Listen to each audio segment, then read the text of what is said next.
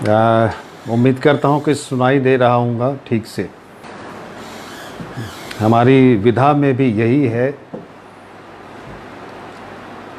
कि हमें सुनाई और दिखाई देना चाहिए अच्छी तरह से। सुनाई वो चीज़ें भी देनी चाहिए जो हम महसूस करते हैं अपने बारे में, इस दुनिया के बारे में, इस मौजूदा वक्त के बारे में। रंगमंच की ईजाद हमारी सभ्यता ने शायद इसीलिए की क्योंकि रंगमंच जो है इस सभ्यता के लोकतांत्रिक रहने के लिए एक सामाजिक उपाय, उपकरण, आयोजन इस विश्व में हमेशा से रहा है। यूरोपियन सभ्यता की बात करें या हम अपनी भारतीय संस्कृति की बात करें, दोनों ही जगह रंगमंच एक लोकतांत्रिक ज़रूरत के तहत शुरू हुआ। दोनों ही जगहें मनुष्यों के मार काट से, एक दूसरे के प्रति नफरत से, एक दूसरे को पशुवत देखने से दोनों ही सभ्यताएं परहेज करना चाहती थी। सभी सभ्यताएं ऐसा ही करना चाहती हैं कि वो पशुता से दूर रहे, अपने बच्चों को उससे दूर रखे। इसलिए रंगमंच जैसी एक लोकतांत्रिक विधा, जिस विधा से हम अपने आप को, अपने वक्त को, अपने समय को, अपने समय की धड़कन को सुन सकते थे, इन सब के लिए जो है रंगमंच जैसी एक विधा का विकास हुआ, उसकी ज़रूरत आन पड़ी। लड़ने वाली संस्कृतियां अब लड़ाई छोड़ करके एक दूसरे के साथ वाक युद्ध में जुट गईं। उन्होंने कला युद्ध शुरू कर दिया, कलात्मक होकर के लड़ने लगे, कलात्मक होकर गालियां देने लगे, कलात्मक होकर एक दूसरे की विकृति पर हंसने लगे, खिलखिलाने लगे, नाचने लगे, गाने लगे। उत्सव हमने शुरू किया एक दूसरे के सम्मिलन का। हमारा मरा हुआ देवता, हमारी मरी हुई आस्था, हमारा मरा हुआ विश्वास फिर से जीवित हो उठता था इस उत्सव में। हम सब दुश्मनी छोड़ करके एक साथ बैठते थे और इस उत्सव का आनंद लेते थे।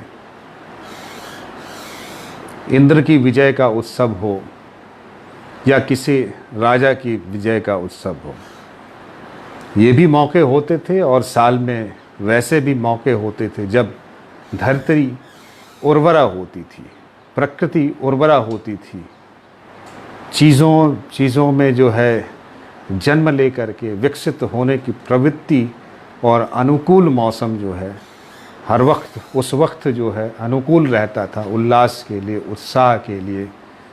हमारे चारों तरफ प्रकृति भी उत्साहित रहती थी सब कुछ करने के लिए। तो ऐसे माहौल में हमारे रंगकर्म की बुनियाद पड़ी है। और जब भी लोकतंत्र पर, मनुष्य पर, साथ रहने वाली सभ्यता पर कोई संकट आता है तो रंगमंच अपना सिर जोड़ता है। सब मिलकर सोचते हैं, बैठते हैं, संवाद करते हैं। सारा विवाद कलात्मक हो जाता है। हम लड़ते भी हैं तो कलात्मक ढंग से लड़ते हैं, जहां हम महसूस करते हैं, एक दूसरे की भावनाएं महसूस कर सकते हैं, ताकि हम सच वाली दुनिया में यथार्थ का सामना करने के लिए सुंदर, सुनियोजित और स्वीकार्य उपाय कर सकें, जो हमें साथ साथ रहने के लिए आगे का उपकरण हमें सौंपे, उपाय सोचे। आज जिस जगह पर हम ये बात कर रहे हैं, जिस वक्त बात कर रहे हैं, रंगमंच का उस वक्त से लेना देना है। अब ये कौन जानता था कि सब कुछ जो है इस तरह अचानक ही सब कुछ बंद हो जाएगा। आप बाहर नहीं निकलेंगे तो किससे बोलेंगे, किससे बतियाएंगे? अड्डेबाजियां कैसी होंगी? साथ में चाय कैसे पिएंगे? सड़कों पर इकट्ठा कैसे होंगे? बाहर नहीं निकलेंगे तो दिखेंगे कैसे? दिखेंगे नहीं तो हालचाल का पता कैसे चलेगा? सही हालचाल का पता कैसे चलेगा? संवाद नहीं होंगे तो। और दो जीवंत समुदाय आमने सामने कैसे खड़े होंगे? एक विचार और विचार की वानगी और विचार पर आधारित एक कल्पना की संरचना लेकर के मंच पर उपस्थित एक कलाकारों का जीवंत समूह और सामने उस जीवंत समूह द्वारा उत्पादित उपज किया हुआ, यानी उस पर जो कुछ भी प्रफुल्लित हो, जो कुछ भी मिल करके जो फल निकल रहा हो, जो रस की निष्पत्ति हो रही है, उसे लेने के लिए रसिक वर्ग दोनों ही जिंदा, दोनों ही आमने सामने, एक सक्रिय, दूसरा सक्रिय पर अरूप में।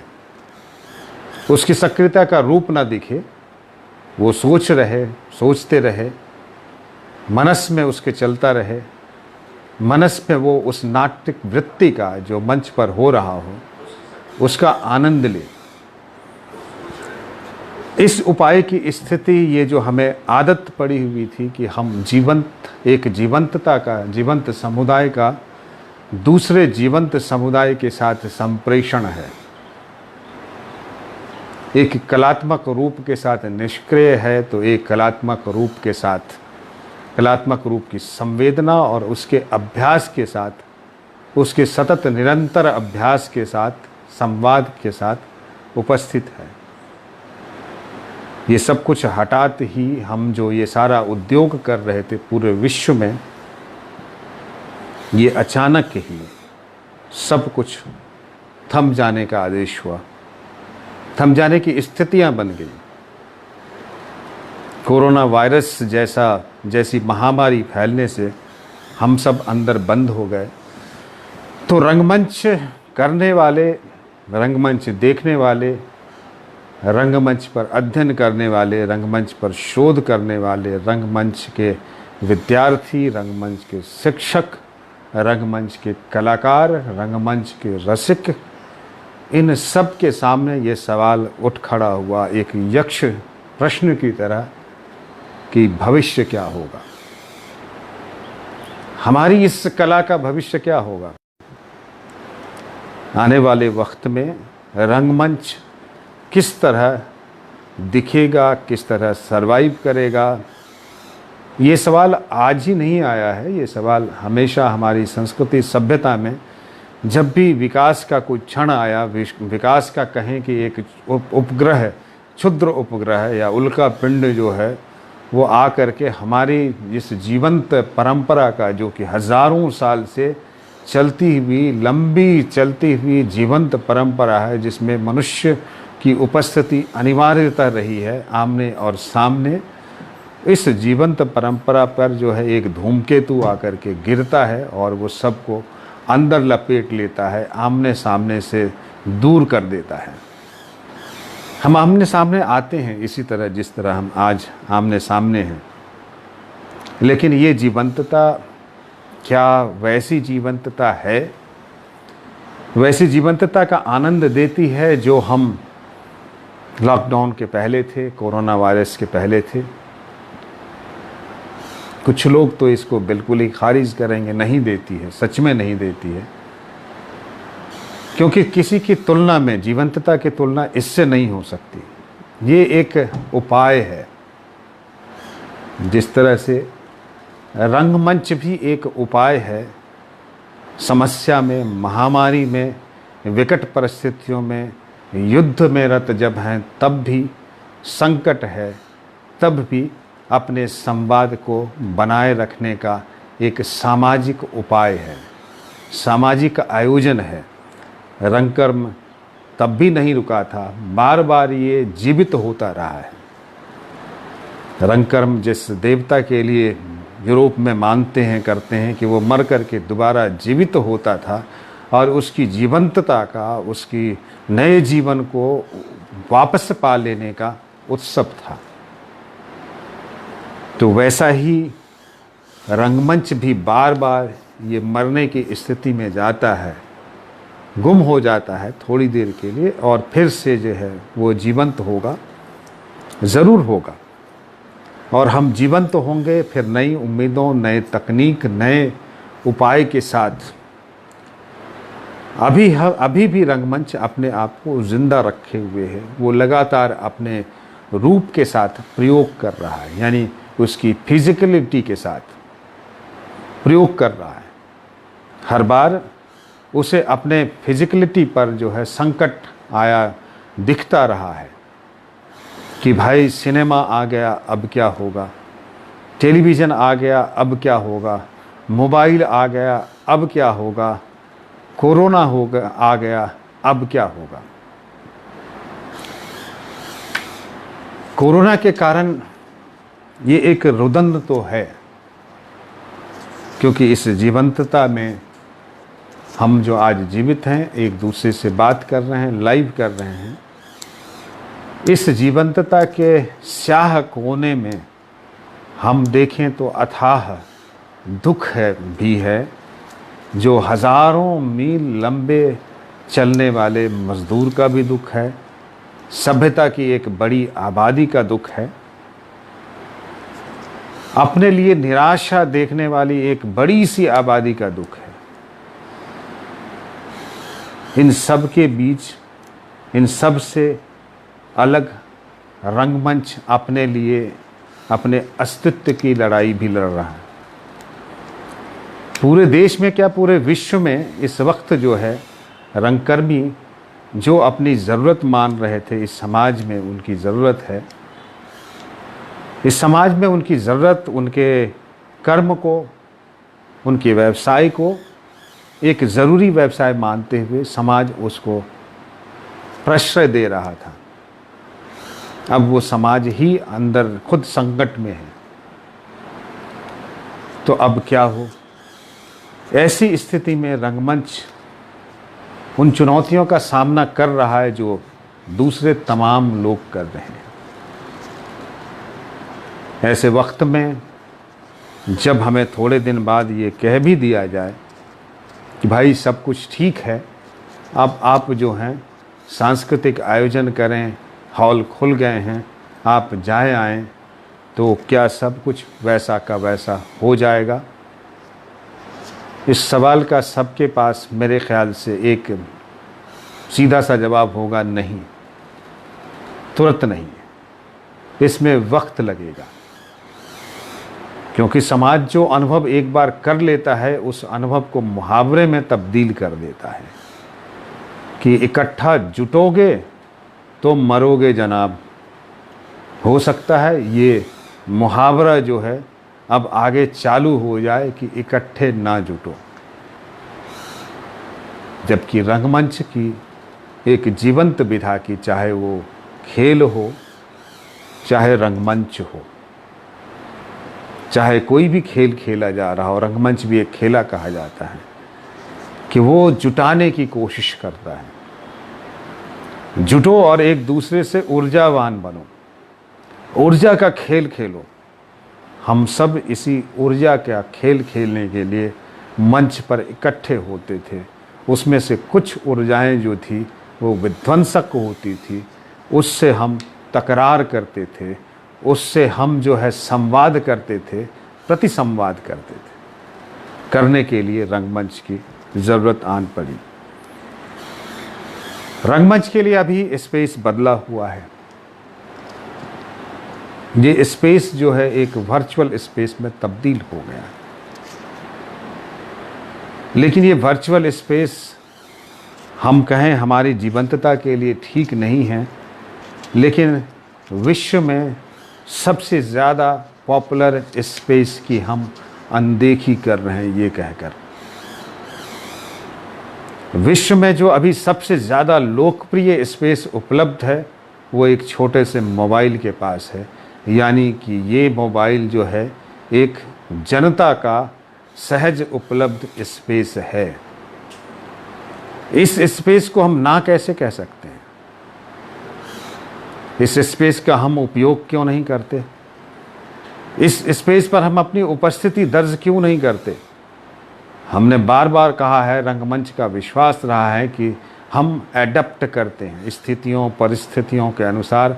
हमारे चरित्र हम जानते हैं कि वो एक दूसरे के साथ घुल मिल कर एक दूसरे की ज़रूरत के हिसाब से, समय की ज़रूरत के हिसाब से हम एडप्ट करते जाते हैं। हम ऐसे जीव हैं जो एडप्टेड हो सकते हैं, टूटते नहीं हैं बल्कि मुड़ जाते हैं और सहज ही आगे बढ़ने के लिए थोड़ा झुक भी जाते हैं। थोड़े छोटे भी हो सकते हैं, ज़रूरत पड़ी तो विराट भी हो सकते हैं।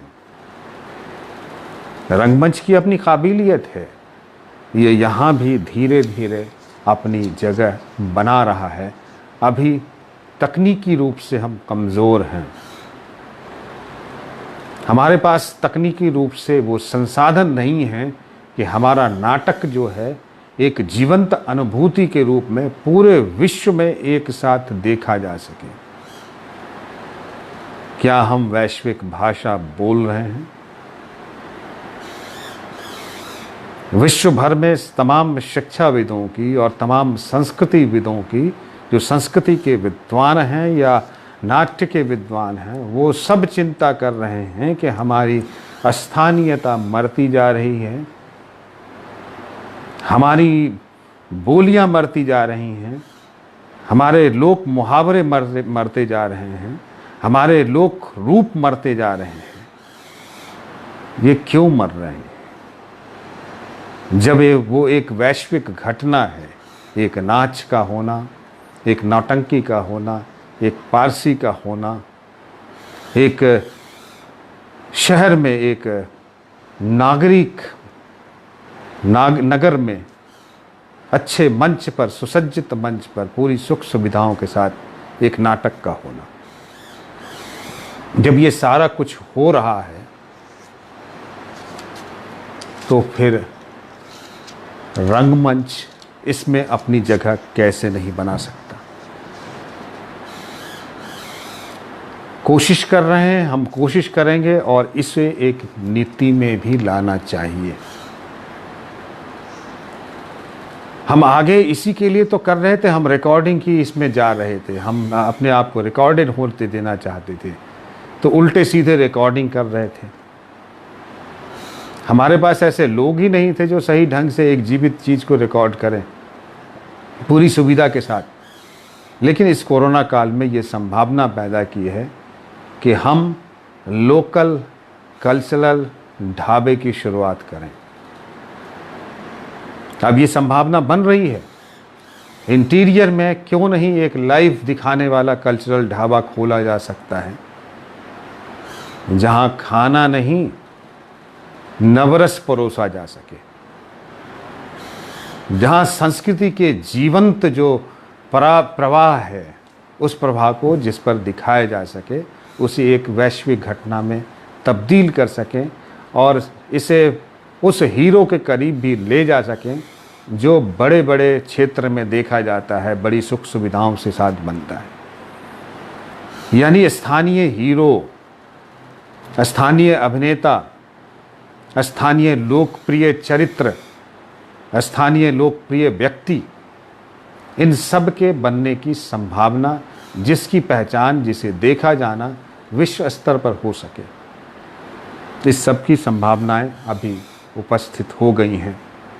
रंगमंच मुझे ज़रूरी से और बेहद ज़रूरी अब लगने लगा है,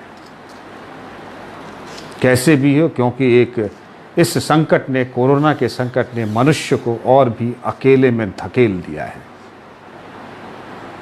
एक खास तरह के अपने अंदर जो है धकेल दिया है, एक डर के गुफा में दरअसल हमें धकेल दिया है। और इस गुफा से निकालने के लिए, यानी कि मनुष्य को मनोरोगी बनाने की पूरी स्थिति मौजूद है। मनुष्य अपने आप को एक गुफा में, इस गुफा में बंद करके अपने आप को रोगी बनाने की दिशा में बढ़ चला है। इस रोग से निजात ध्यान दिलाने के लिए भी रंगमंच की ज़रूरत पड़ेगी, क्योंकि बाकी दूसरी विधाएं, और तब रंगमंच को इस ज़रूरत के तहत देखें तो इसे व्यावसायिक गतिविधि कहना कितना सही है, ये हमें सोचना पड़ेगा। रंगमंच क्या व्यवसाय हो सकता है? यदि हम तय करते हैं कि रंगमंच एक व्यवसाय हो सकता है, रंगमंच का व्यावसायिक प्रशिक्षण दिया जाता है, इसलिए नहीं कि वो रंगमंच व्यवसाय की तरह ही किया जाए, वो जिसकी चॉइस है। लेकिन कुछ लोग जो रंगमंच को व्यवसाय नहीं करना चाहते, वो एक सामाजिक ज़रूरत, वैश्विक ज़रूरत, मनुष्य की ज़रूरत का एक उपकरण, एक उपाय, एक स्कूल के रूप में रखना चाहते हैं, तो जिस तरह हमारी शिक्षण संस्थाओं को, जिस तरह हमारी एडमिनिस्ट्रेटिव संस्थाओं को इस देश में जगह दी गई है, उनका स्ट्रक्चर खड़ा किया गया है, रंगमंच का भी वही स्ट्रक्चर होना चाहिए।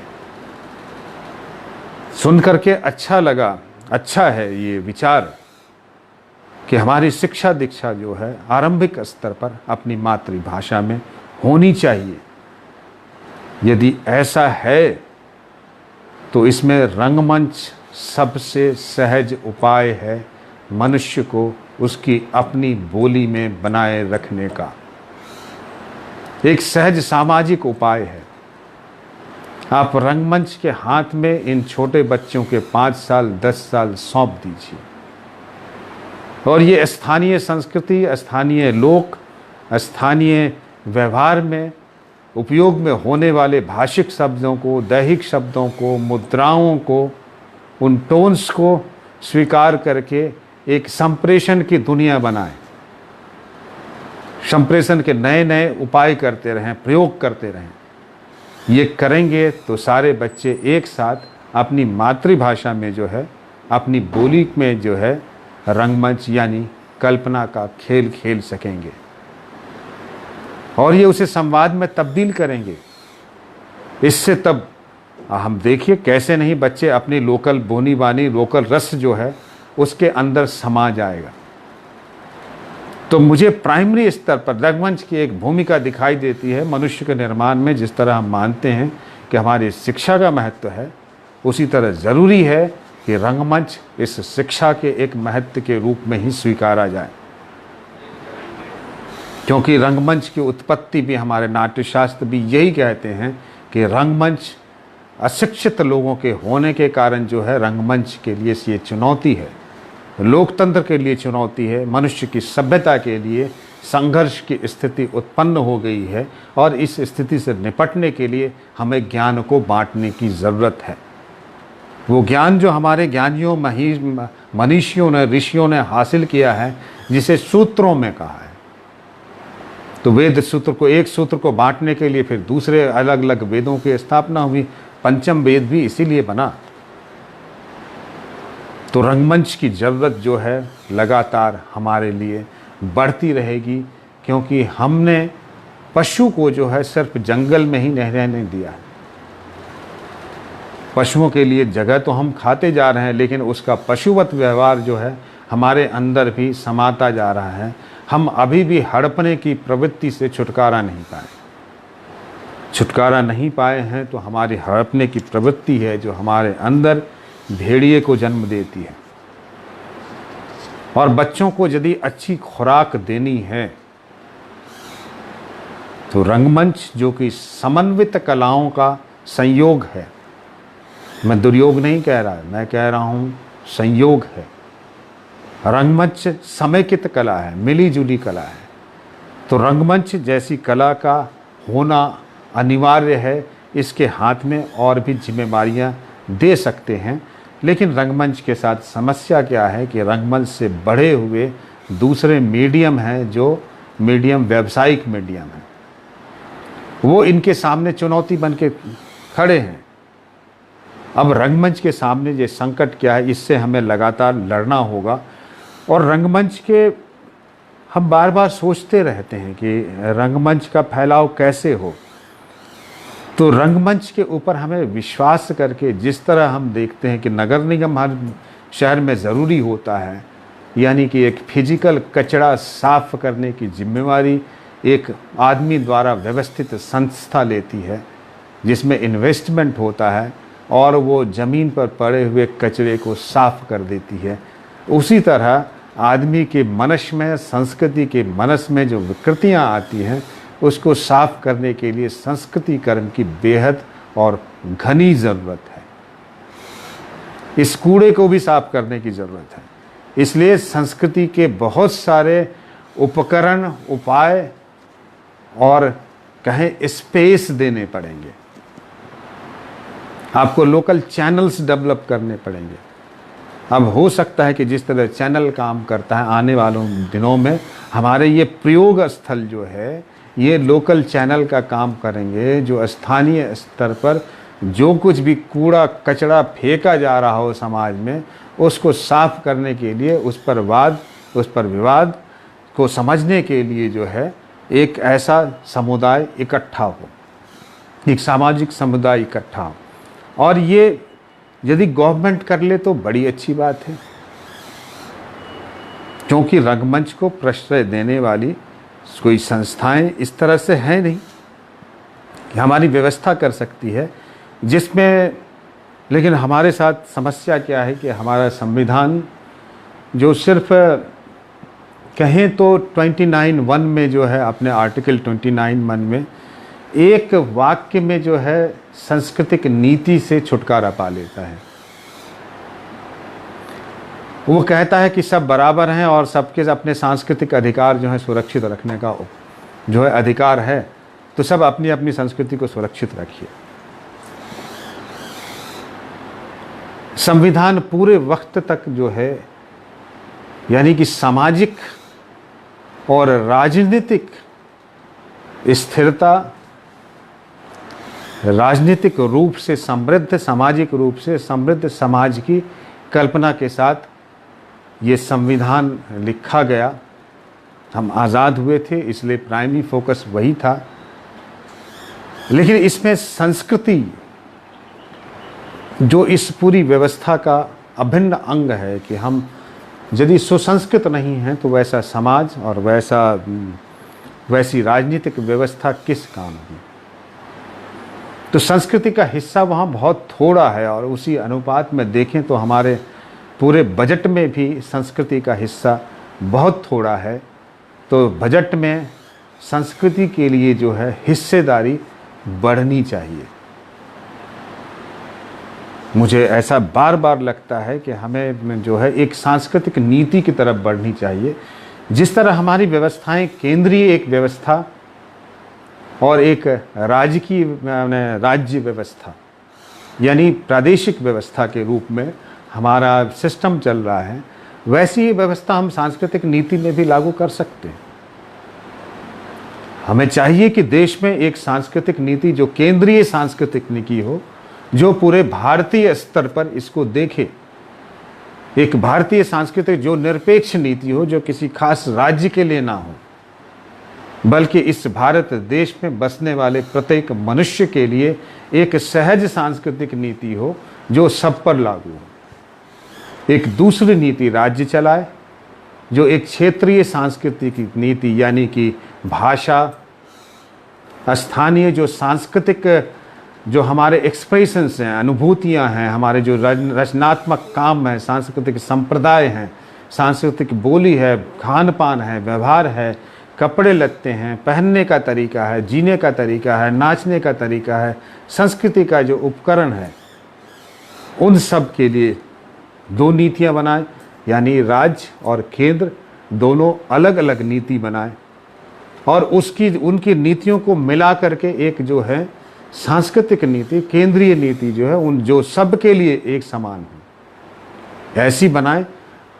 और देश में ये तय करना चाहिए कि हमें इस पूरे प्रशासन को, यानी कि ये जो व्यवस्था है जिसके ज़रिए हम चालित होते हैं, जो हमारे नियामक होता है हमारे जीवन का, हमारे जीवनचर्या का, हमारे भविष्य के लिए जो रास्ते तैयार कर रहा है, उसमें जो है संस्कृति के प्रति सजग लोगों की, सक्षम लोगों की और कहें शक्तिशाली लोगों की ज़रूरत है। शक्तिशाली नेता नहीं, शक्तिशाली संस्कृति कर्मी हमारा नेता हो तो क्या बात हो। ये आने वाले दिन में चाहिए। मैं सोचता हूँ कि हमें लगातार अच्छे नेता चाहिए जो संस्कृति संपन्न हो। हमारी विडंबना है कि बहुत कम लोग इस राजनीति में, इस व्यवस्था में आए जो संस्कृति के लिए बहुत पैशनेट होकर के सोचते हो, जो अपने लिए किसी नीति की मांग कर सके। ऐसा नहीं हुआ, लेकिन हम भविष्य में चाहेंगे कि ऐसा हो। हमारे नेता हमें ऐसे मिले जो सांस्कृतिक नीति की ज़रूरत महसूस करें, क्योंकि इस तरह की नीतियों का बनना इस बड़े देश में, इस बड़े विकट देश में बेहद ज़रूरी है, जो इसकी विविधता के साथ साथ मनुष्य की सांस्कृतिक चेतना और उसके रचनाधर्मी प्रयोग करने की क्षमता का बेहतर से बेहतर उपयोग कर पाए, ताकि हमारा देश जो है संस्कृति यानी परफॉर्मिंग आर्ट, जो कि समय को डॉक्यूमेंट करता है, समय की संवेदना के साथ जो है अपने वक्त के जब उपलब्ध सारे उपकरण, उपाय, शैली, सब चीज़ों को, संगीत को लेकर के, मनुष्य के जीवित संसाधन को लेकर के वो उपाय रचता है, एक श्रुति और स्मृति के लिए जो है वो एक आयोजन करता है। तो इसमें चाहिए सांस्कृतिक नीति बनाने के लिए ज़रूरी होगा कि जिस तरह से हम देश की रेवेन्यू को चलाने के लिए रेवेन्यू सर्विसेज यानी जीएसटी ला रहे हैं, वैसे ही देश की संस्कृति, बहुत सारा संस्कृति के प्रोडक्ट जो हैं इस देश के धन में जो हैं इजाफा करते हैं, जोड़ते हैं। हमारी संस्कृति जो चीज़ें पैदा करती हैं अपनी सांस्कृतिक खूबियों के साथ, उन खूबियों के साथ उनको बेच करके उनके नाम पर बहुत सारा पैसा भी आता है जो हमारे राज्य के खजाने में जाता है। हमें यदि उसका भी हिस्सा मिले तो बहुत हो जाए। तो ये बात कौन लाएगा? तो ऐसी इस व्यवस्था में जो है इंडियन कल्चरल सर्विसेज होने चाहिए, यानी कि उस स्तर पर जो हमारा जो इंटेलिजेंट ब्रेन है,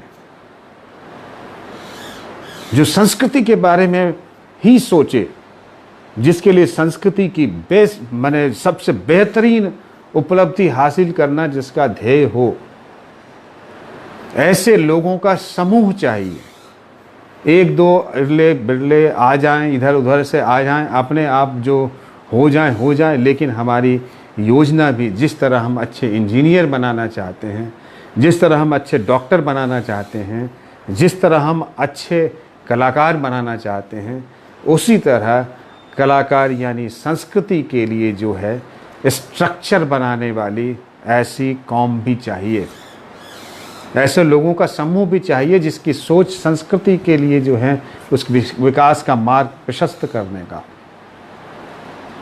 देश में देखिए, अच्छा है कि गुरुदेव के नाम पर पूरे देश में हॉल बने, ये बहुत अच्छा है।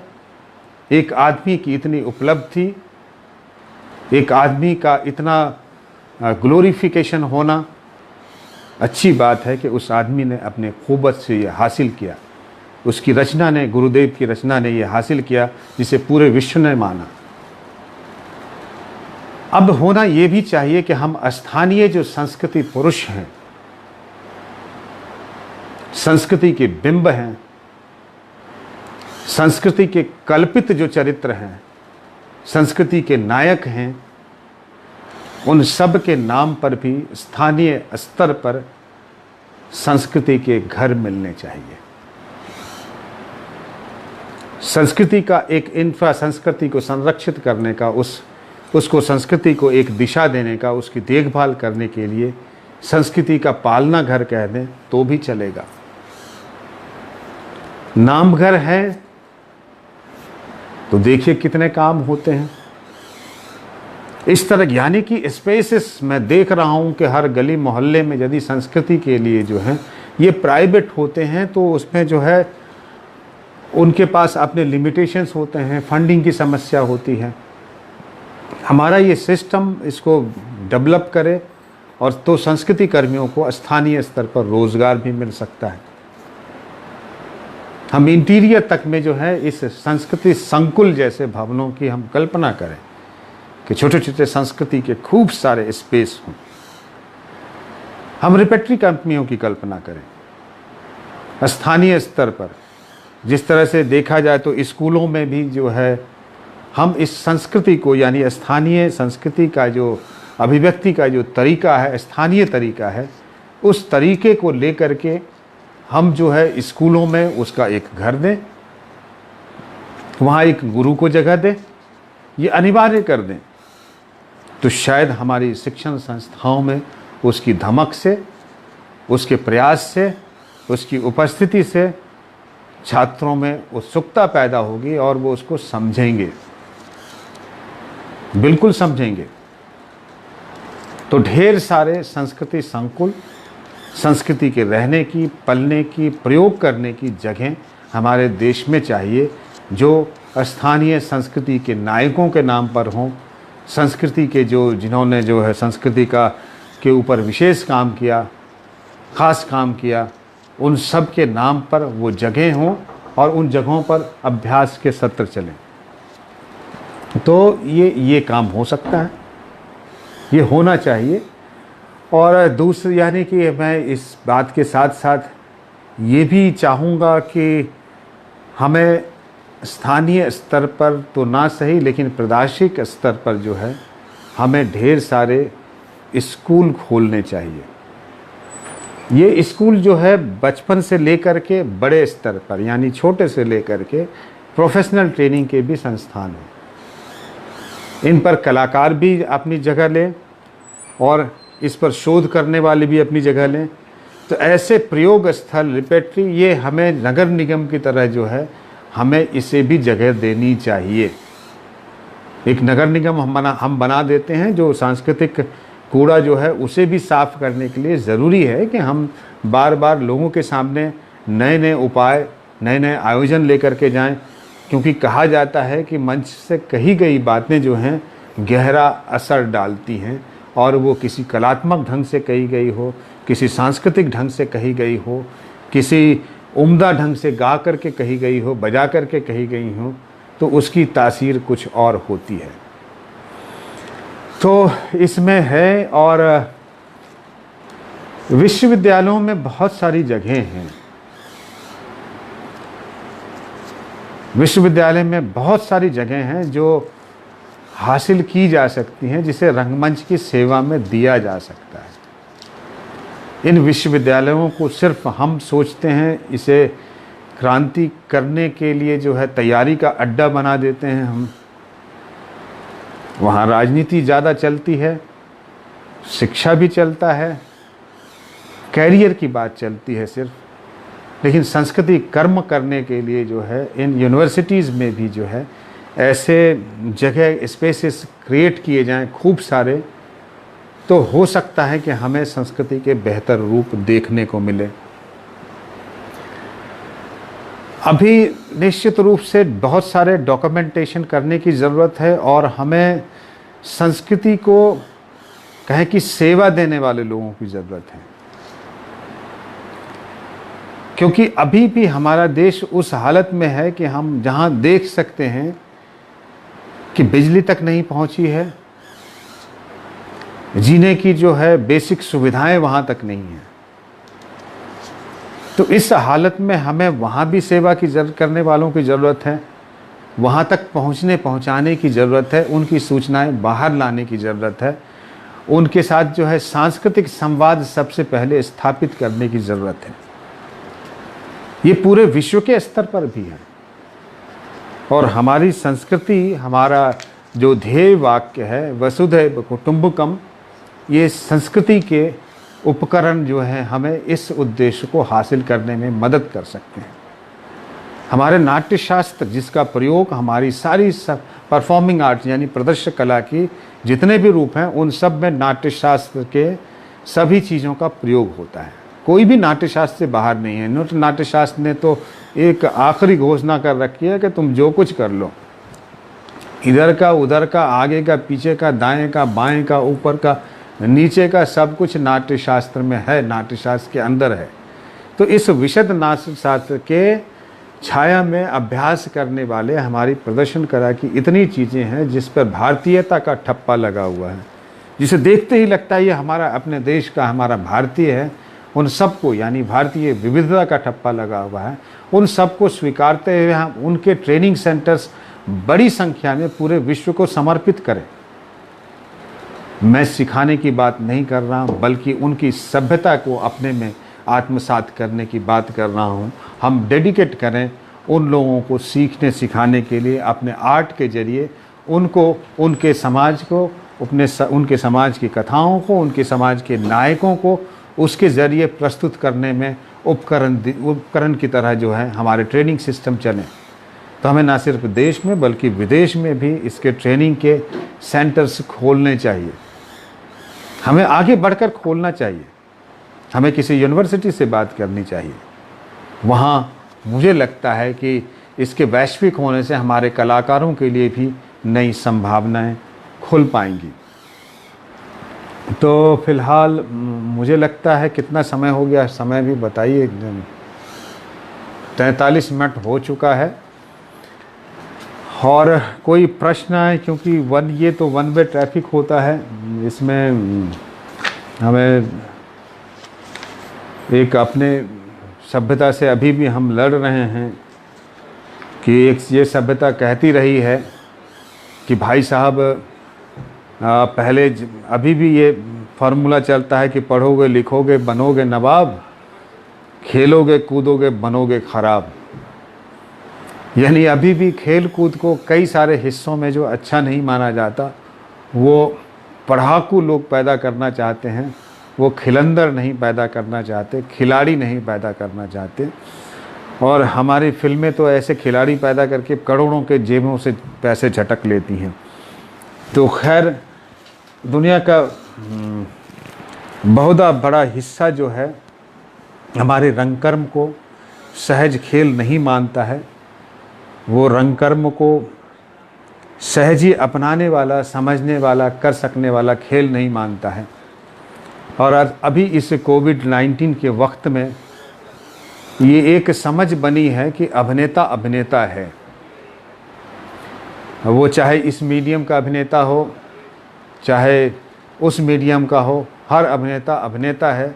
और यदि इस माध्यम का हम आगे भी उपयोग करते हैं, इसको हम यदि परिष्कृत करते हैं, बढ़ाते हैं, इसमें इन्वेस्टमेंट बढ़ाते हैं, तो इस इन्वेस्टमेंट के बढ़ाते ही होगा क्या कि ये स्थानीय अभिनेताओं को जो लोकप्रिय अभिनेता है उसके समकक्ष खड़ा कर देगा। इसकी संभावना रखेगा कि हर अभिनेता एक तरह से तैयार खड़ा होगा, वो इंटीरियर का अभिनेता से लेकर के यहाँ तक का अभिनेता। तो ये बहुत सारे दूसरे अभिनेताओं के लिए चुनौती देगा, नए अभिनेताओं के लिए भी चुनौती देगा, ये उसे बड़े नज़दीक से, बड़ी बारीकी से दुनिया के सभी लोग देख पा सकेंगे। तो ये भी स्थिति है हमारे। तो मुझे लगता है कि कोई सवाल है क्या, मैंने देखा नहीं है अभी तक।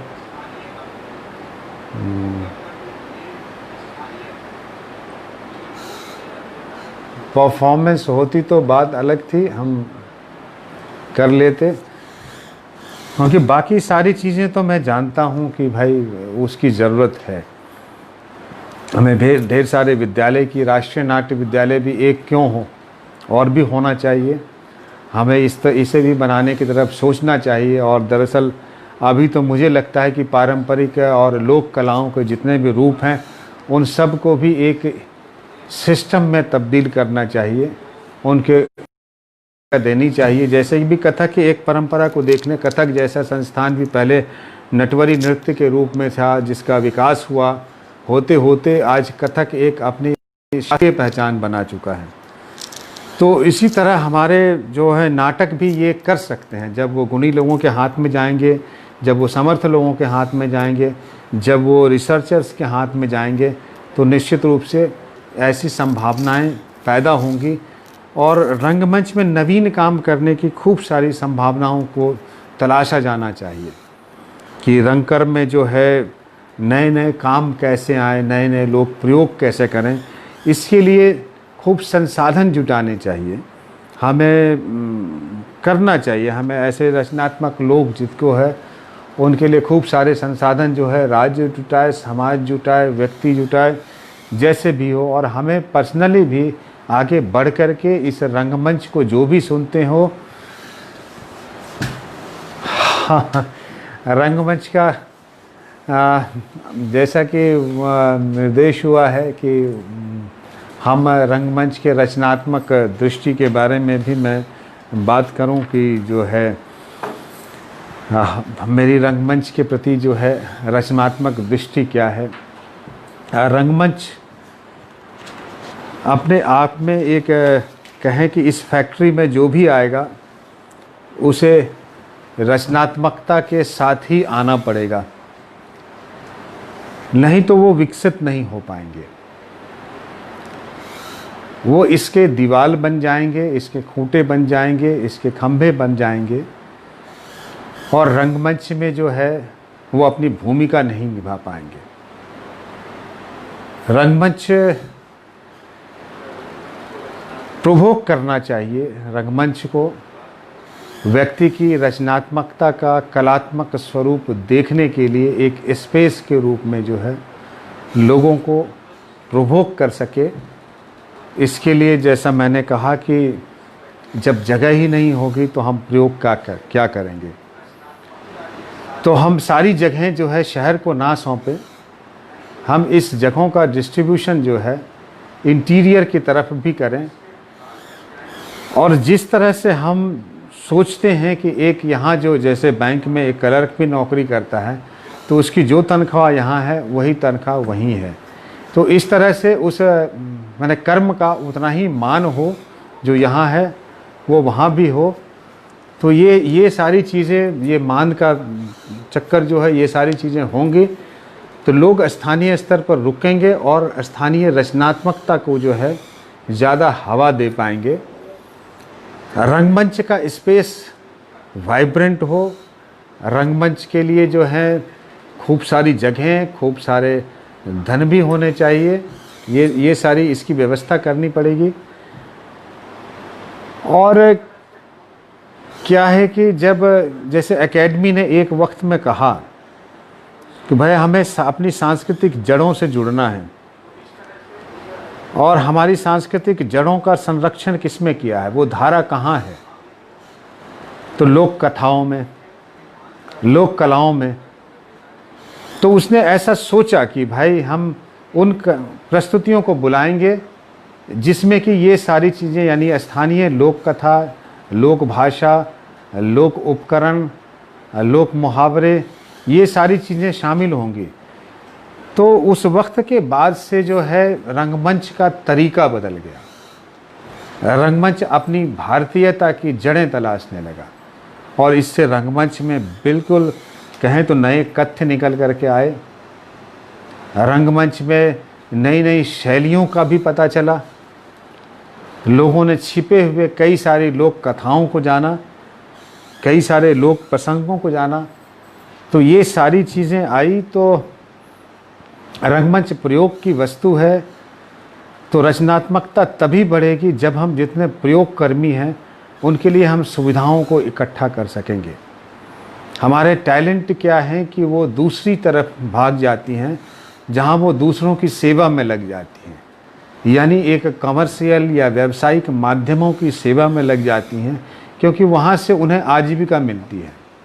तो हमें उनकी आजीविका की व्यवस्था जो है यहाँ करनी पड़ेगी। उसके और भी तरीके ढूंढने पड़ेंगे कि हम उनकी आजीविका यानी वो सस्टेन करें अपने आर्ट को। उसकी सस्टेनेबिलिटी के लिए जो है नीतियाँ बनानी पड़ेंगी। उसकी सस्टेनेबिलिटी के लिए जो है वो सस्टेन करें अपनी कला को यहीं पर, इसी देश में, इसी वक्त पर, अपनी जगह पर। उसका भी हमें कुछ उपाय सबको मिल बैठ करके सोचना पड़ेगा। इसके लिए जो है राष्ट्रीय स्तर पर एक कमीशन भी हो सकता है, एक राष्ट्रीय काउंसिल भी हो सकता है, एक हम सब मिल कर के एक राष्ट्रीय समिति बैठ सकते हैं। हम तो ये सारी चीज़ें जो है होनी चाहिए। कथ यानी प्ले राइटिंग पर रंगमंच की जो बेसिक चीज़ें हैं, यानी कि प्ले राइट, ड्रामा नहीं होगा तो नए नाटक प्रयोग कैसे आएंगे, ड्रामा होगा नया नाटक आएगा कैसे, जब हम लिखने वाले आएंगे। लिखने वाले कब तक टिके रहेंगे, जब तक कि उनको रंगमंच जो है उनकी आवश्यकता महसूस करता रहेगा, उसके लिए एक व्यावसायिक जो है मानदेय की व्यवस्था करता रहेगा, उसके नाटकों के मंचन की भी कम से कम सुविधा लगातार करता रहेगा। तो इसके लिए जो है ढेर सारे फिर जो है हमें इस तरह के वर्कशॉप्स और लोगों को लंबे समय तक एक जगह रखने के लिए जो है इस तरह के कोर्सेस भी चलाने चाहिए।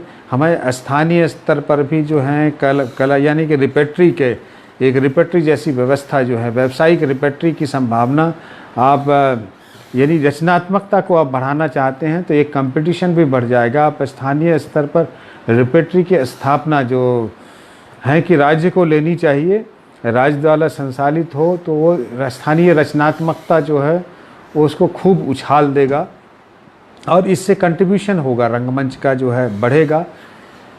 और रंगमंच में अब क्या है कि हम वैश्विक ट्रेनिंग की भी व्यवस्था कर सकते हैं। अब ट्रेनिंग सहज उपलब्ध हो सकता है। और जैसे कि मुझे लगता है कि सांगीतक जितने हमारे हैं, यानी म्यूज़िकल चीज़ें जो है अभी भी अपना स्थान बनाते हैं और हम उनकी ट्रेनिंग की व्यवस्था नहीं कर रहे हैं। लोग गाना अलग सीख रहे हैं, नाटक अलग सीख रहे हैं, साहित्य अलग सीख रहे हैं। तो उन सब को इकट्ठा सिखाने के लिए, यानी सांगीतक जो है उसके लिए उसके कोर्स तैयार करने चाहिए और एक 5 साल जैसा ट्रेनिंग सिस्टम चलाना चाहिए, जो गहन ट्रेनिंग सिस्टम हो उसको चलाना चाहिए। और उसको चलाने पर साथ साथ जो है हम उनके लिए जो है जितने लोग उस ट्रेनिंग से गुजरें उन सबको इस बात में सक्षम की, यानी कि हम उनको चुन करके उनके लिए जो है एक सांस्कृतिक ठिये को चलाने की व्यवस्था करें कि वो एक जो है अपने अपने ढंग से एक कहें तो रिपेट्री कंपनी चला पाएँ, जिसके लिए हम बेसिक स्ट्रक्चर मुहैया कराएं, बेसिक ट्रेनिंग की सुविधाएं मुहैया कराएं, उनमें सहयोग दें, तो ये काम हो सकता है।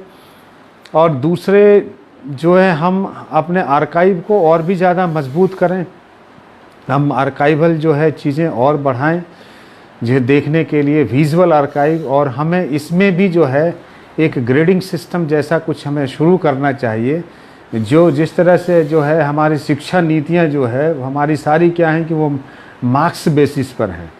हमारे परफॉर्मेंस नीतियां जो हैं हमें ग्रेड नहीं देती, इससे जो है प्रयोक्ताओं पर संकट आन खड़ा होता है। तो ज़रूरी है कि यदि रचनात्मकता को जो है हम स्वीकारें, उसकी रचनात्मक क्षमता को और उसकी कलात्मक क्षमता को जो है हम एक ग्रेडिंग का मान दें। जैसे ए ग्रेड बी ग्रेड दिया जाता है तो उसी तरह कलाकारों को जिस तरह ग्रेड दिया जाता है तो उस तरह से कोई ग्रेडिंग हम कर सकें, किसी को मार्क्स देने वाली, या हम ग्रेड करके जो है इसको मान लें कि कोई शिक्षा देने के काबिल है या कोई शिक्षा लेने के काबिल है। ये दोनों ही चीज़ें तय करके हम उसको सुविधाओं से फिर नवाजें उसको। तो ये बात भी होनी चाहिए। और परफॉर्मिंग आर्ट की एक यूनिवर्सिटी होनी चाहिए, जो Indian university of performing art या university of Indian performing arts, ऐसा करके एक संकल्पना करनी चाहिए जहां पूरे देश की के सांस्कृतिक प्रतिष्ठान यानी सांस्कृतिक अभिव्यक्तियों को दिखाने का उनका एक जो है घर हो, वो आसपास हो। तो एक तरह से कहें कि पूरे भारत को एक यूनिवर्सिटी के कैंपस में हम समेट सकें तो वो और भी अच्छा होगा। जो एक केंद्रीय स्तर पर भी एक ऐसा होना चाहिए और वो राज्य स्तर की एक यूनिट से भी जुड़ा रहे, जो उसका जो है सीधा चैनल बनाएं। तो मल्टी चैनल कल्चरल यूनिवर्सिटी जो है उसकी संकल्पना करें तो ये संभव हो सकता है कि हर राज्य जो है इस यूनिवर्सिटी का एक अनिवार्य हिस्सा बने और अनिवार्यतः जो है उसे अपने राज्य स्तर के प्रादेशिक स्तर पर जो है विश्वविद्यालय के एक विभाग के रूप में फंक्शन, संस्कृति स्थानीय सांस्कृतिक विभाग के रूप में फंक्शन करके वो उस जैसा माहौल, जगह, उसके उपकरण जुटाए जहाँ की कलाकारों की बस्ती हो, जहाँ कलाकार बच सकें और जहाँ कलाकार प्रोडक्टिव हो सकें। तो हमें ऐसा लगता है कि नए टाउनशिप की आवश्यकता है। तो एक हम आर्टिस्टिक टाउनशिप की भी व्यवस्था करें तो सब चीज़ें जो हैं एक साथ इकट्ठा हों, तो हम ऐसा सोच सकते हैं। पहले भी हम लोगों ने कोशिश किया तो हमने एक कला विहार बनाया, घर बनाया, उसके बाद उस घर के आपस में ही एक दूसरे के साथ कोई संबंध नहीं। वो कला विहार नाम का कला विहार है, लेकिन उसमें आपस में कलाओं में कोई आपस की उपस्थिति भी नहीं दिखती है।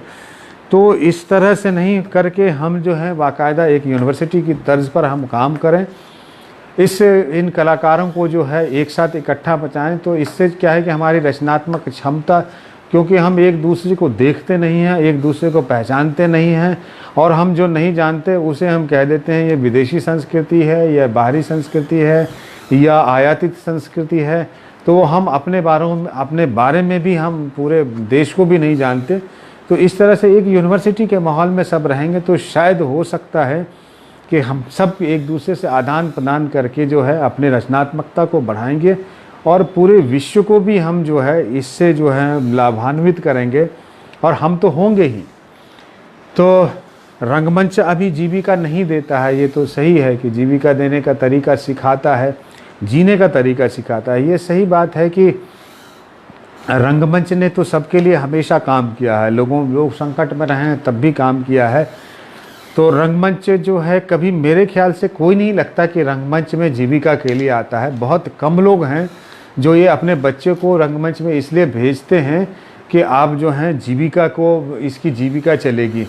वो अपने बच्चे को रंगमंच में इसलिए भेजते हैं कि वो सक्रिय रहेगा, वो जो है क्रिएटिव रहेगा, वो कलात्मक रहेगा, वो मनुष्य रहेगा, इसलिए वो उसके साथ सामाजिक रहेगा, और समाज में जो है उसे भी नेता की भूमिका निभानी पड़ेगी।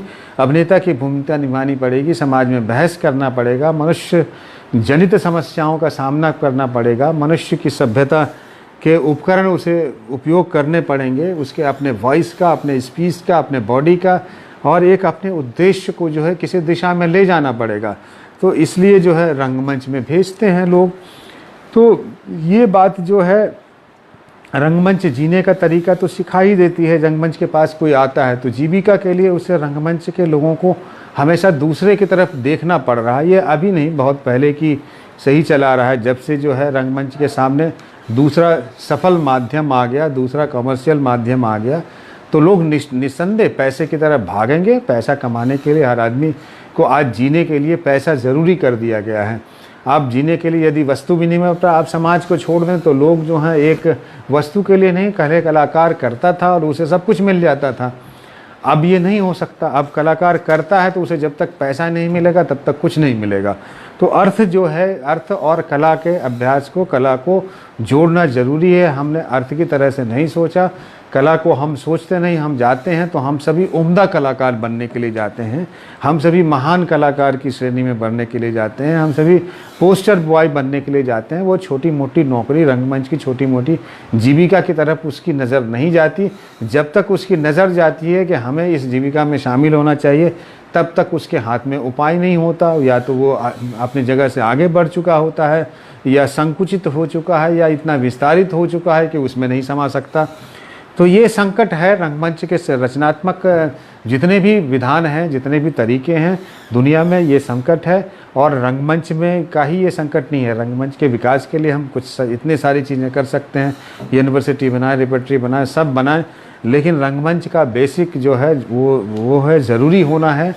और रंगमंच व्यक्ति को ठीक करने का उपाय है, सामाजिक उपाय है, उसमें शामिल होना है। रंगमंच हम ये सब ना भी बनाएं तो भी चलेगा, हम कुछ ना करेंगे तो भी चलेगा।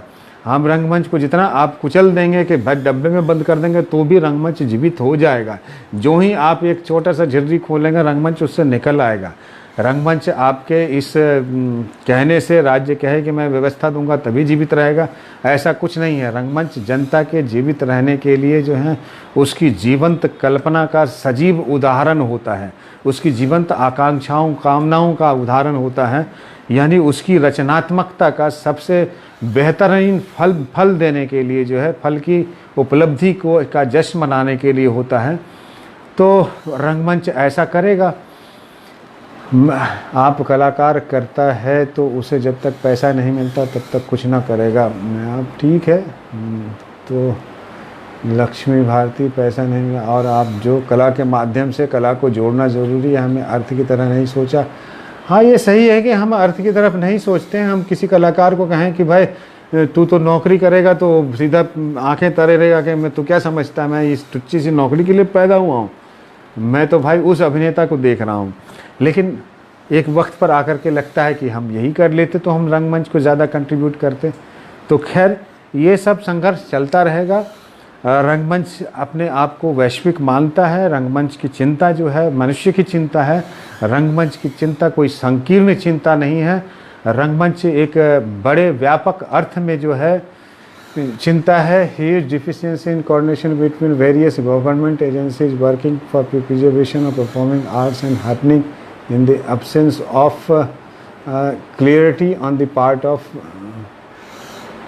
Of the government. ये सही है कि क्योंकि मैंने वही कहा ना कि गवर्नमेंट में हमें संस्कृति संपन्न संस्कृति करने वाले वैसे लोग नहीं हैं जो इस सरकार को जो है इस तरह का स्ट्रक्चर बनाने के लिए मजबूर करें, सरकार को प्रेरित करें, सरकार को जो उत्साहित करें, जो संस्कृति कर्म के लिए जो है आश्वस्ति पैदा करे कि इस संस्कृति कर्म जो देश के लिए जो महत्वपूर्ण काम होगा, यानी कि इसे भी एक स्वाधीनता मनुष्य की हम स्वाधीनता का इतना उत्सव मनाते हैं, साथ साथ हमें मनुष्य की स्वाधीनता का उत्सव मनाने के लिए कुछ डिपार्टमेंट ऐसे यानी कि रंगमंच के डिपार्टमेंट भी खोलनी चाहिए जो मनुष्य के स्वतंत्र होने का उत्सव। क्योंकि बाकी देखिए दूसरे जितने कमर्शियल माध्यम हैं परफॉर्मिंग आर्ट के बहस करने के, वो सारे के सारे आज की डेट में क्या हैं कि आपको शोर मचाते हुए कूदते हुए धमाल मचाने के चक्कर में हैं और उल्टी सीधी भी कर रहे हैं। तो इसमें ज़्यादातर हिस्सा जो है जिसे हम कहते थे लोकतंत्र का पहरुआ प्रहरी,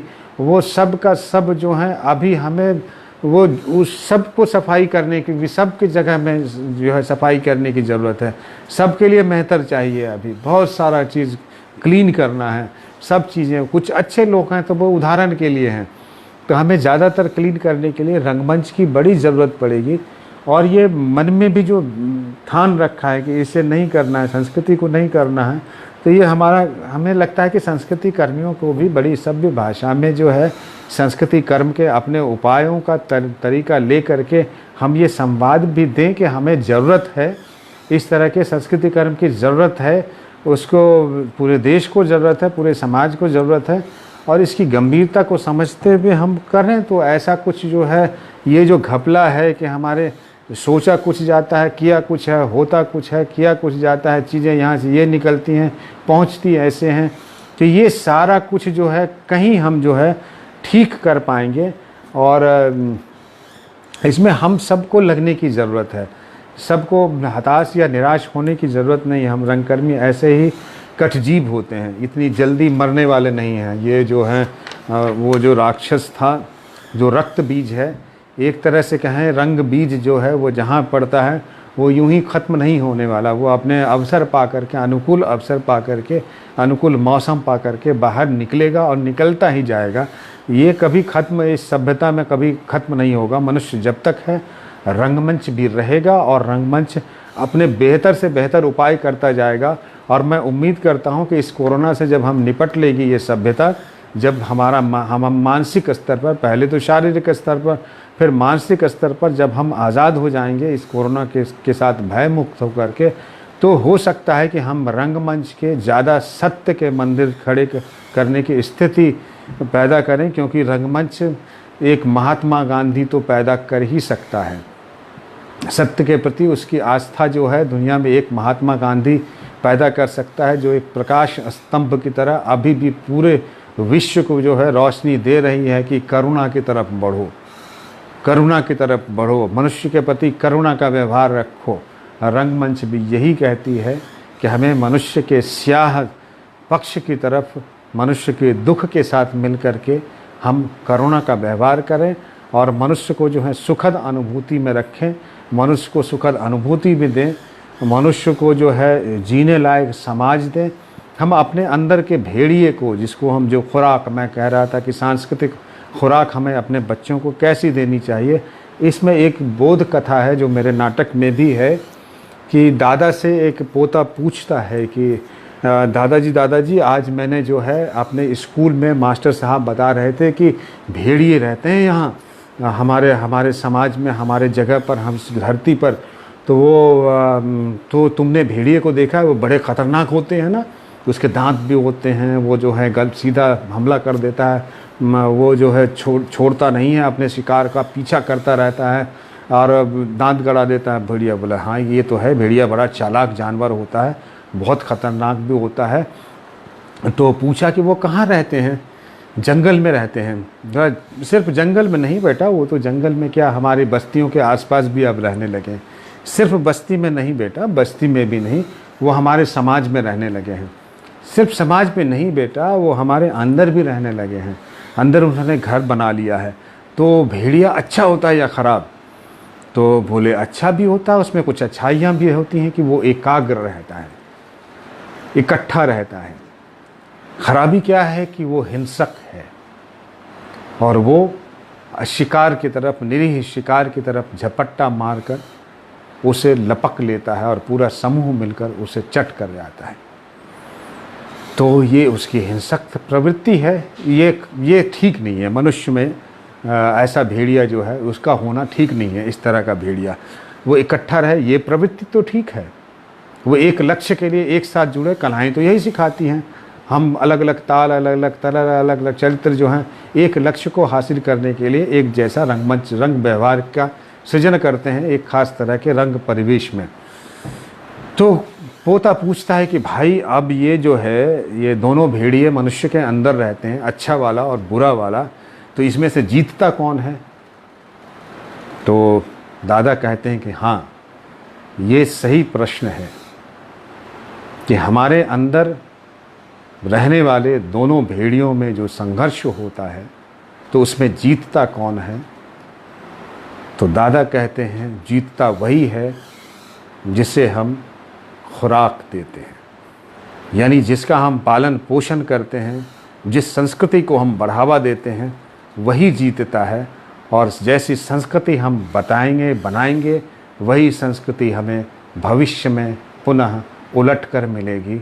मैकबेथ भी यही कहता है, हमारी रंग धारणाएँ भी यही कहती हैं कि हम अभी की संस्कृति यानी वर्तमान की संस्कृति को ठीक करें। इसकी सांस्कृतिक खुराक जो हम देना चाहते हैं उसमें भेड़िए को हिंसक ना बनाएं। मनुष्य के अंदर हिंसा और करुणा दोनों का भाव है। हम करुणा को पालित करें, पोषित करें, अच्छे भावों को बढ़ाएं, संस्कृति के अच्छे उपकरण सौंपें, संस्कृति का अच्छा व्यवहार सौंपें। और इसमें रंगमंच निश्चित रूप से सबसे अच्छा है। और इस संस्कृति में जो बड़ा भाव है वो अभी अभी मैंने वंदे मातरम किया तो यहाँ भी मिला एक प्रसंग है जिसमें अच्छा है। वो राम जी जब अयोध्या लौट रहे होते हैं रावण को जीत करके, तो रास्ते में जो है भारद्वाज ऋषि का आश्रम पड़ता है। तो वो वायु मार्ग से जा रहे होते हैं तो वहाँ वार्तालाप शुरू होता है भारद्वाज ऋषि और राम के बीच में लक्ष्मण के साथ। तो प्रसंगवश राम कहते हैं कि लक्ष्मण ये स्वर्णमयी लंका बेहद रुचती है, सुहाती है, अच्छी है, पर क्या करें, जननी जन्मभूमि जननी जन्मभूमिश्च स्वर्गादपि गरीयसी, यानी माता और माँ से के साथ मातृभूमि ये स्वर्ग से भी महान है। हम इसकी सेवा करें, इसकी विविधता को बचा करके रखें। हम सब माता के प्रति, सारी संस्कृतियाँ जो हैं माता के प्रति एक जैसा भाव रखती हैं, वात्सल्य का भाव रखती हैं। माता जो है वो हमें जन्म ही नहीं देती, पालती पोषती हैं। तो इन दो माताओं की सेवा में भी जो है रंगमंच अपने आप को होम करता है, रंगमंच अपना चाक्षुष यज्ञ का आयोजन करता है, ताकि हम यानी कि अपनी ज़मीन जो है उसके प्रति हमारा लगाव, उसकी संवेदना, हम उसकी सेवा में लगे रहें, करें, ये सम्मान बना रहे। यानी कि रचनात्मकता जो है, जिसका दूसरा नाम जननी ही है, रचना जो है हमेशा मातृत्व का भाव देती है। तो क्योंकि आप अपने आलेख को देखते हैं, अपनी रचना को देखते हैं, उसके प्रति जैसी माँ की धारणा होती है कई बार वो सिंघनी भी होती है, कई बार वो कहें तो भैंसा भी होता है, कई बार वो गेंडा भी होता है, कई बार वो हाथी की तरह भी उसे संरक्षित करती हैं। तो हम अपनी रचनाओं के साथ भी ऐसा ही व्यवहार करते हैं। हम अपनी रचनाओं को भी जो है अपनी एक माँ की तरह उसकी सेवा करें जो हमारे मनुष्यों ने दिया है। तो रंगमंच इस तरह के व्यवहार करता है, वो सबकी सेवा में लगा रहता है, उसने किसी के साथ परहेज़ नहीं किया है। तो रंगमंच जिंदा रहेगा तो विश्वास करिए सारी कलाएं, समाज, सारी हमारा ज्ञान, सारा वेद, सारा पुराण, मनुष्य के सभी सद्विचार जिंदा रहेंगे। जिसने एक गांधी बनाया वो 10 गांधी और बना सकता है, मैं ये विश्वास करता हूँ। और आप सबों को शुभकामनाएं, आप सबों की मंगल कामनाएं। रंगमंच जिंदाबाद। रंगमंच है तो वैश्विकता है, मनुष्यत्व है, मुझे ये विश्वास है, क्योंकि ये अभी ख़रीदा नहीं जा सका है। इसे हम अपनी ज़रूरत के लिए पालते हैं, पोसते हैं। ये बिकने वाली चीज़ नहीं है, आम बिकने वाली चीज़ नहीं है। इसे हासिल करना पड़ेगा, इसके लिए खूब महसूस करना पड़ेगा, अपने आप को होम करना पड़ेगा। इसके लिए जो है आपको आना पड़ेगा। आएंगे तो आपको अपनी ज़रूरत का एहसास होगा। क्योंकि मैं भी जब मैंने शुरू किया तो रंगमंच मेरे लिए एक पहेली था। रंगमंच मेरे लिए भविष्य के सपने जैसा था, जहाँ रंगमंच के द्वार से मैं अपने सपने तक निकल सकता था। लेकिन रंगमंच की ज़रूरत मुझे ऐसी लगी, लत ऐसी लगी, और मैं बड़ा सेटिस्फाइड महसूस करता हूँ जब रंगमंच की ज़मीन पर कदम रखता हूँ, मुझे रंगमंच करने का मौका मिलता है।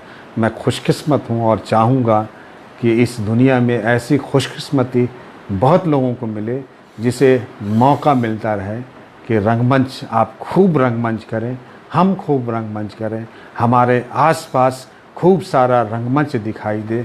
बच्चे रंगमंच पर लड़ रहे हों, रंगमंच पर युद्ध कर रहे हों, रंगमंच पर सारे रंग बिखेर रहे हों, रंगमंच पर खूब वाद विवाद कर रहे हों, और रंगमंच से नीचे उतरकर एक दूसरे से सब कुछ भूलकर मनुष्य होकर गले मिल रहे हों। ये ज़रूरी है। रंगमंच बेहद ज़रूरी है हमारी अपनी सामाजिक व्यवस्था के लिए, हमारी अपनी सामाजिक व्यवस्था के लिए, हमारे अपने शिक्षण व्यवस्था के लिए, हमारे अपने वेदों को सुरक्षित रखने के लिए, हमारे अपने ज्ञान को सुरक्षित रखने के लिए, मनुष्य की थाती को सुरक्षित रखने के लिए। आप सबों का बहुत बहुत धन्यवाद। मिलते हैं।